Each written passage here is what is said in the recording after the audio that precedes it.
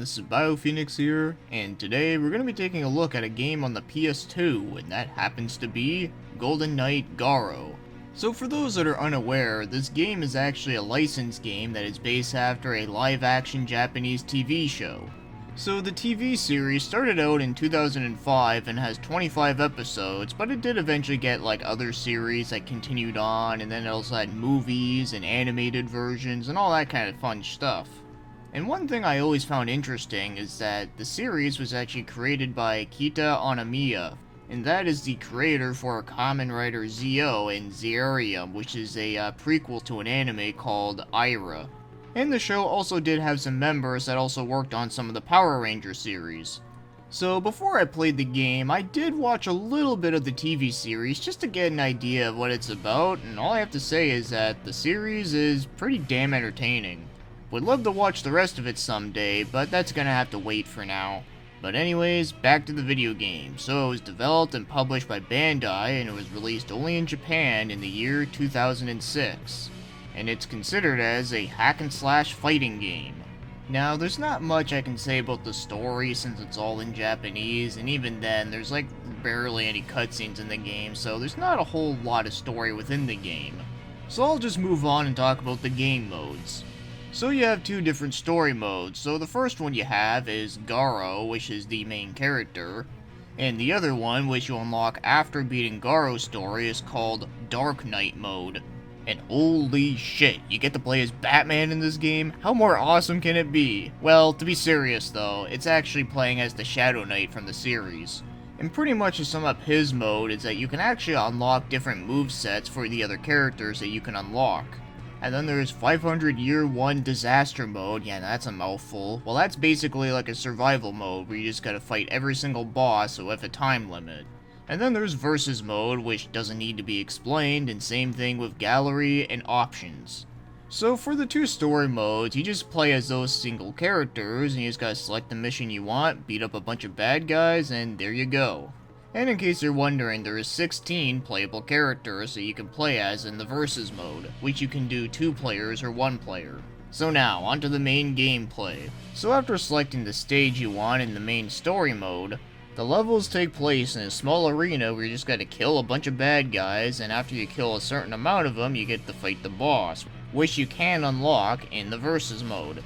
So the game's objective is very simple to understand. So now let's start taking a look at the game's controls, and the controls in this one are actually pretty decent. So the button layout is pretty good, and you do get 2 different types of attacks. So square is for the light attack, and X is for the heavy attack. And the heavy attack in this game is that he does like a big dash into the enemy with his sword, and they just go flying all over the place. It's pretty satisfying. Especially when you do that to a group of enemies and they just go flying up against the wall. It's fucking great. And yes, there are certain combos that you can do between the 2 buttons. Circle is for dodging, and holding R1 allows you to lock on, and if you just tap it at the right time, you can do a guard. And by pressing triangle, you can actually gain up a little bit of your spirit, and when your spirit gauge is up to 999, then if you press triangle again, you can transform into the Golden Knight himself. Basically, Golden Knight mode is like your equivalent to Devil May Cry's Devil Trigger. And the moveset is pretty much the same thing here, but just your attacks are much stronger, obviously. And if you press triangle within this mode, you can actually do a special attack, which allows you to shoot energy blasts. So it's a pretty simple to understand hack and slash game, even if you don't even know a thing about Japanese language. But how do the controls feel though? Are they good? Well, they're pretty good. I mean, everything is responsive, and it all works well, but my only small complaint is that sometimes it can be a little bit hard to hit your enemies when you're not locked on. Sometimes they'll just go like flying all over the place, especially when you're trying to like do some like air combos, but that's a really small thing though. Other than that, the controls in this game I do think are pretty good for what they are. So now, let's get moving on to the other things like the graphics. And for 2006 standards for PS2, which is pretty late by the way, I think they look really great. So all the character designs look really badass, as you would expect, because whoever did the concept art and all the character designs within the TV show did a fantastic job, and they definitely do look really good here. And you do get some pretty nice looking backgrounds and stages, which all look pretty good, But probably my favorite stage in the game would have to be this train one, mostly because of the fact that it's just so damn fun to like hit people into the train. It's awesome. But I really can't think of much complaints about the graphics. I really do think it looks great for the time. And as for the game's music, well, the music in this game is fitting for the game, but unfortunately, I can't seem to remember much of it at all. The only theme I seem to remember in this game is the "You're a Winner" theme, because every time you win a battle in this game, it's fucking epic. But one other good thing I can say about the game's music is that it does have the original opening theme song, which is also pretty damn epic. But yeah, unfortunately, there's not a whole lot that I get to say here because the music in the game isn't bad or anything. It's just nothing really stood out to me personally, but at least it fit well with the game and none of it like sounded annoying or fucking garbage. So now, if you wanted to go out and buy this game, well, good fucking luck because this game is insanely expensive. Believe it or not, the cheapest I seen it for was $190, and that's the cheapest. But the usual price range is like $200 to $250, but the most I've seen it for was actually the special edition, which came with some pretty cool memorabilia, going for $500. So if you did wanted to own it to play it, unfortunately this one is going to cost you a lot. But the good news is that if you wanted to emulate the game actually runs pretty damn well.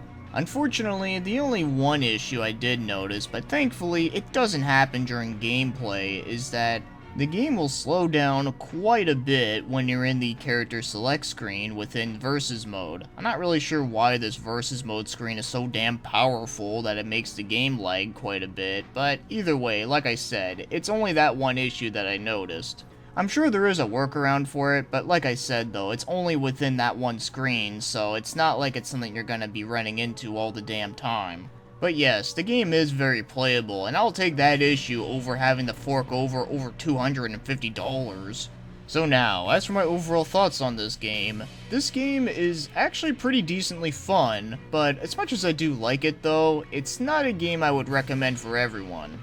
So here's the thing, the game is pretty shallow, I will admit, because all the missions that you do are all exactly the same thing. Kill guys in the same room, and then like the boss will appear, you kill him, and you do that throughout the entire game. And also the game is very short. But considering that the game only came out a year after the TV series, I'm not gonna flack it too much for it being too short, since they only had so much they could work with.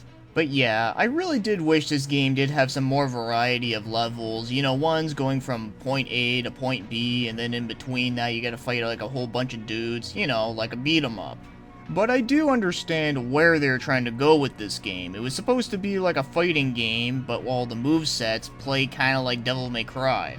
Personally, I don't think that is a bad thing, considering that the game is still very satisfying to kill a bunch of enemies, but I can understand why some people wouldn't like this game as much. So this is not the kind of game you want to spend like hours and hours playing like all damn day. Instead, this is the kind of game that you want to like throw in like a couple minutes into, beat up a bunch of bad guys, and just have mindless fun. That's exactly what it is.